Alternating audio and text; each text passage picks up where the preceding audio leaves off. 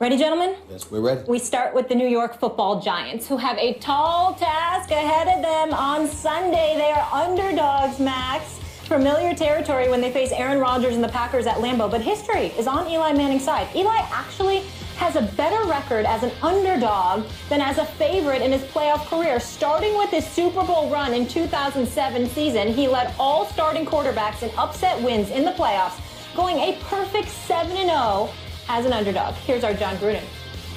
Eli Manning is the one man that I just don't want to see in the playoffs. He is a flatliner. He has no conscience this time of year, and it's important that they obviously have some success early in this game, try to take the crowd out of it. Some guys, nothing bothers them. And Eli Manning is one of those players, usually the guys that I think are in the Final Four, in the Super Bowl, world champions. You think of Brady, you think of Rodgers, Roethlisberger, Eli Manning. They're icemen. They have no feelings, none. They are able to concentrate on a snap-by-snap basis, and it's what separates them. That's where their greatness, I think, truly lies.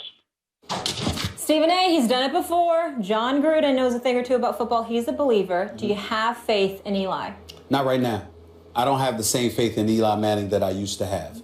He's a two-time Super Bowl champion, not taking any credit away from him. But when you look at him and consider the fact that he's the former #1 overall pick, I dare say you can make a legitimate argument that his career, even with 2 Super Bowls, has been somewhat disappointing. And the reason that I say that is because coming into this year, 6 of the last 7 years, you had actually missed the playoffs. The one year you made it, you ended up being a Super Bowl champion. Max Kellerman, I'd like to remind you that 2 times he's won the Super Bowl. He's been to the postseason 5 times. 2 times he's won the Super Bowl. The other 3 playoff series, all the 3 playoff seasons, he never won a playoff game. He lost each of those games. The only time he's won a playoff game is the year that he won the Super Bowl, and that's a very big deal. And I certainly can't poo-poo that. It's not like I'm not a fan of his or anything like that. You're at least pooing it right now. I'm simply saying that I look at Eli Manning, and in the interest of full disclosure, I'm playing injured today. I'm battling the flu. If I sound different, I apologize. Oh no! But let's take it easy on Max, I'm coming over closer to you here. It would be nice. It would be nice. He shook my hand. I shook my hand. I want you to get better. Don't get a sick. I did shake his hand. I forgot. But here's the deal. No, I'm a germaphobe. Where is the sanitizer? Listen, Eli Manning, bottom line is clear. Eli is touch and go with him. Eli could win the Super Bowl this year, or he could be done this Sunday. Anything's possible with him. And this Sunday, he's going up against Aaron Rodgers. So forgive me if the odds are, and I'll make my prediction Friday, but forgive me if the odds are that Eli Manning will lose a game before he goes on another Super Bowl run. I'm just not sold based on what I've seen from him this year. He's been a model of inconsistency. So let me get this straight. The Giants are a wild card. They're going to have to obviously no bye, and they're going to have to go on the road the whole time. Yep. Got Eli Manning and the hottest defense in the game. Yep. Molly, you're a Giants fan. I'm liking our chances right now. Good. I'm feeling pretty good. Now, this is how we do it. Now, look, Aaron Rodgers is, I'm not saying he's the greatest quarterback of all time. That's Tom Brady on the resume and everything. Aaron Rodgers, you call him the most talented. I think if you just say, look, eyeball test and everything, who's the best quarterback you've ever seen? I think I would say Aaron Rodgers. And he's playing at his best right now. So I get it. He's better than Eli, even when Eli elevates. Fine. Yep. But Eli's playing the Green Bay defense. Aaron Rodgers got to play that Giants defense. That's true. Now, Eli may not look good at times in this game because they don't have an offensive line that can block anybody. So he's got to get rid of the ball fast. And that's why the receivers can't get in their routes. And when they bracket Odell, it gets to be a problem. But you tell me, you give me Eli Manning. You mentioned 7-0 as an underdog in the playoffs. That's the best record. 2 Super Bowl championships, a hot defense, and now, for the first time in his career, arguably the best offensive weapon in the game who's not a quarterback in Odell Beckham Jr. Not to mention, other good receivers on the team. This is a really good receiving core. Man, I like my chances. And to your point about Eli and underachieving as a #1 overall pick, you ask the fans of any franchise who are picking #1. The Giants were supposed to pick 4th that year. They traded up. But even a top 5 picking franchise, which means they stunk that year, who is looking for a quarterback. You're going to draft a quarterback in this draft, #1 overall. He will win you 2 Super Bowls. There's not, except for Patriots fans, there's not a fan in the NFL who wouldn't sign up for that I'm one of those fans. I'd sign up for it knowing everything I know. I'd do it all again. Let's put things in its proper perspective. We appreciate the lucky pass to David Tyree. Oh, Let me finish. We definitely appreciate that phenomenal pass down the left sideline to Mario Manningham. That was big time. You couldn't have thrown a ball more perfect than that under a clutch situation. But everybody acts like the New York Giants went out there and dropped 30 or 40 on somebody.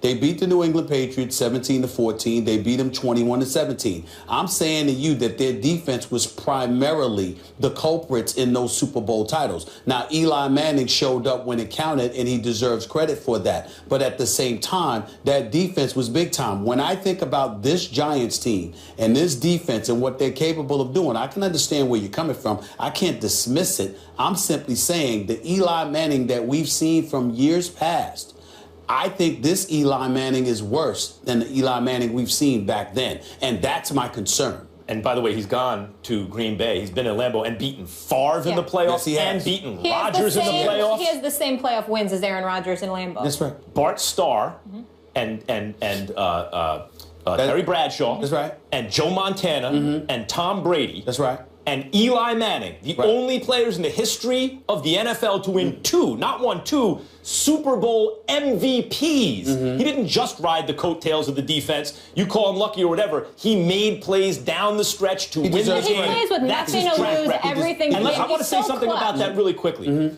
Your older brother's Peyton Manning. If you are Peyton Manning, you are ordained. He's going to be the greatest quarterback ever. And he basically does it. He's the best quarterback anyone's ever seen. Oh, my God. But when the playoffs roll around and the money's on the line, it is understandable that a guy like that can get tight because he has so much to live up to. Eli's the little brother. He wasn't supposed to be that guy. His older brother was. He got nothing to lose with the chips on the line. Your most compelling argument is that he's not going against the Giants defense. He's going against Green Bay's defense. But my argument to you would be this. If you can sit up there and look me in the face, despite what you're seeing with those eyes of yours, and tell me that Tom Brady's going to fall off a cliff. That's right. I can certainly say Eli can fall off a cliff in a playoff game.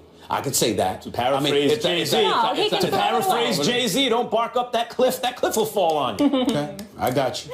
On that note, all the talk yesterday was about the Giants receivers' off day in South Beach. They say live on Sundays is like church for some people. Stephen A. and Max don't know about that establishment. Odell Beckham Jr., Sterling Shepard, Victor Cruz, and Roger Lewis all went down to Miami, partied at Live, Justin Bieber in the house, Trey Songz. The party then continued Monday with a little boating excursion. Here's Eli on his receivers. I think as a team, we kind of always pride ourselves on being well prepared. So when I saw some of the pictures, I was a little disappointed just because obviously they didn't pack accordingly. They didn't have any shirts, obviously, and kind of all long pants, no shorts, no flip-flops or anything. So just disappointed on their packing and not being prepared for that situation.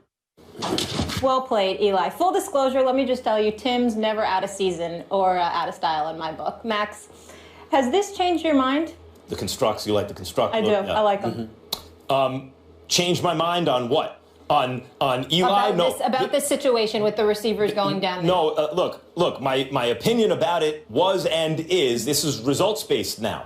Everyone there, these are adults. They can do what they want on their day off, I get that. I got no problem with it. But Odell Beckham Jr. in particular should realize that he will now be judged on the game he has. And whether or not there's a correlation between his partying and if he doesn't play well, his play, that will be blamed and he'll be called immature. He should be aware of that if those pictures and images are disseminated on social media and everyone's aware of them. Furthermore, even if he balls, but his team loses, he will also be blamed for that. That comes with the territory of being a superstar and really being the face of the team. I love the way Eli Manning handled this. First of all, he sold it.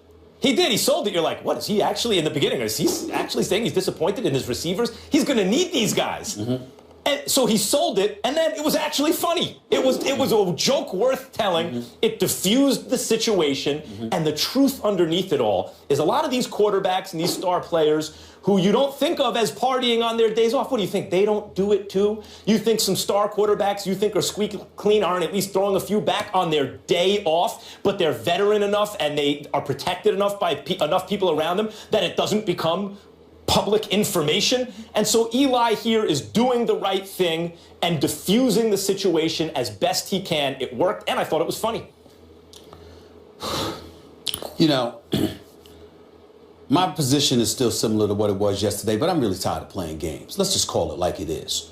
No, they didn't do anything wrong per se. They certainly didn't commit any crimes. Do they deserve to be excoriated? No, they do not. But can we all grow up, please, and understand what this is about? Perception is reality. You are not playing for free. You are asking patrons to patronize your product. And it's under the guise that there's a certain level of excellence, not only that you're going to put forth, but that you're committed to doing. Because you care that much, even more so than the paying customer. So when you sit up there, yes, it's an off day. No, you didn't break any rules. Yes, the coach has to come out there and support you or whatever the case may be. But if that's the position that we're going to take and we're going to leave it like that, can we all just shut the hell up and stop acting like there's a halo over our heads every time we listen to NFL folks come to us and talk to us about commitment and about being the first there to, first to arrive and the last to leave and, the hours upon hours of film. We got ESPN, 30 for 30s. We got ESPN films. We got network after network. Everybody is bloviating and talking about the commitment to excellence that people exude and put on display time in and time out. We talk about what they do off the court. When we talked about the great Kobe Bryant and his 5 championships, we talked about how the dude wakes up at 5:30. We talked about how when dudes were partying, he was in his room studying film. We talked about the same thing with guys like Michael Jordan and others. Think about this. All I'm saying is, Odell Beckham Jr. is a stud and a superstar as far as I'm concerned. I get all of that, and I'm not trying to sit up here and say that we should insult him or get on him because of it. But from a macro perspective, let's put on our big boy pants and understand, wait a minute here. You talk about it being results oriented. What you do on Sunday will determine blah, blah, blah. No, what happens is that I got to sit back and I got to look at you and I got to wonder, are you willing to dot every I and cross every T in pursuit of that Super Bowl championship? That's what I'm looking for. That's the way it's usually done. The Kobe Bryant way. The greatest of the greatest have an obsessive thing where they are totally focused, and you'll never catch him in a situation like Odell Beckham Jr. But the ones we celebrate in a special kind of way are the ones who can break the rules, where it seems as though the rules don't apply. Babe Ruth could live large, not work as hard as everyone else, and still be the best ever. Michael Jordan, and yes, he's already won a championship, but by way of example, Michael Jordan could go to Atlantic City and gamble till the wee hours of the morning, take a helicopter back to New York and destroy the New York Knicks. The point is not that that's Odell Beckham Jr. yet. That's why results matter. They win the Super Bowl and he balls out this whole time. Suddenly he is like that. The point is we have a special way of celebrating those kind of players. There was a chess champion, Stephen A., once upon a time, 1930s. Oh, no. Called Raul Capablanca, okay? And I like that name. Right. I like that. Raul Capablanca. That's right. I'm going to remember that. I like that name. Whether or not it was true that he was like a big personality that partied and didn't study, certainly not like Al Yeckheim, who was a miserable human being but a great chess player and very well prepared. Only you would know that a chess player was a miserable human being. That's right. Go ahead. But the point is, Capablanca carefully cultivated the image that he was above the rules, that he didn't have to prepare like everyone else, that he partied. Because people love that too, because it's hard to do. I get it. I'm not.